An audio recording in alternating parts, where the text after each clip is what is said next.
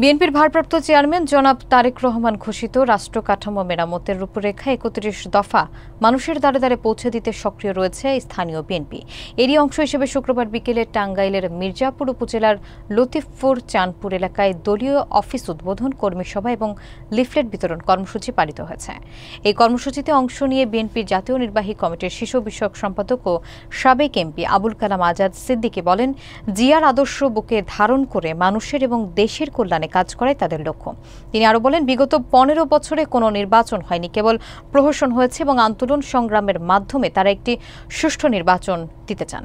বিস্তারিত দেখুন ইফতেখার আহমেদের প্রতিবেদনে। বিএনপির ভারপ্রাপ্ত চেয়ারম্যান জনাব তারেক রহমান কর্তৃক ঘোষিত রাষ্ট্র কাঠামো মেরামতের রূপরেখা ৩১ দফা মানুষের কাছে পৌঁছে দেওয়ার লক্ষ্যে টাঙ্গাইলের মির্জাপুর উপজেলা বিএনপি সাংগঠনিক তৎপরতা চালাচ্ছে।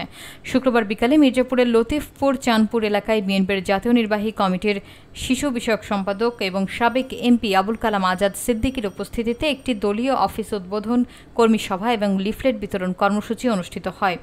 কর্মসূচিতে প্রধান অতিথি হিসেবে বক্তব্য রাখেন আবুল কালাম আজাদ সিদ্দিকী। তিনি বলেন, বিএনপি জিয়ার আদর্শ বুকে ধারণ করে রাজনীতি করে এবং দেশের কল্যাণে নিজেকে নিয়োজিত রেখে মানুষ ও জাতির উপকার করতে চায়। তিনি দুঃখ প্রকাশ করেন, বিগত ১৫ বছর বাংলাদেশে কোনো নির্বাচন হয়নি, কেবল নির্বাচনের নামে প্রহসন হয়েছে। তিনি আরও জানান, বিএনপি আন্দোলন সংগ্রাম করে একটি অন্তর্বর্তীকালীন সরকার প্রতিষ্ঠা করেছে এবং ভোটের মাধ্যমে একটি সুষ্ঠু সরকার গঠন করতে চায়। গোলাম মোস্তফার সভাপতিত্বে অনুষ্ঠিত এই কর্মসূচিতে মির্জাপুর উপজেলা বিএনপির ভারপ্রাপ্ত সভাপতি অ্যাডভোকেট আব্দুর রৌফ, সাধারণ সম্পাদক জনাব খন্দকার সালাউদ্দিন আরিফ, টাঙ্গাইল জেলা বিএনপির সাবেক সহসভাপতি জনাব আব্দুল কাদের শিকদার, মির্জাপুর উপজেলা বিএনপির সহসভাপতি জনাব আলী এজাজ খান চৌধুরী রুবেল এবং তরফপুর ইউনিয়ন পরিষদের চেয়ারম্যান আজিজ রেজা সহ উপজেলা ও জেলা বিএনপির শীর্ষস্থানীয় নেতৃবৃন্দ এবং লতিফপুর ইউনিয়ন বিএনপির নেতৃবৃন্দ উপস্থিত ছিলেন।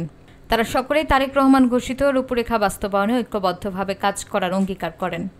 আমি জীবনে বেছে নিয়েছি রাজনীতি। আমি বিএনপির আদর্শ, জিয়ার আদর্শ বুকে ধারণ করে রাজনীতি করে দেশের কল্যাণে নিজেকে নিয়োজিত রাখতে চাই, মানুষের উপকার করতে চাই, জাতির উপকার করতে চাই।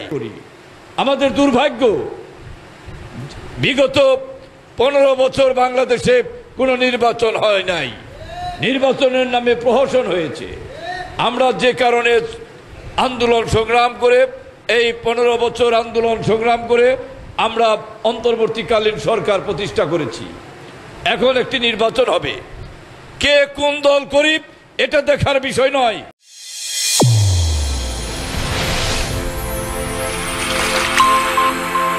চ্যানেল A1 হৃদয়ের স্পন্দন।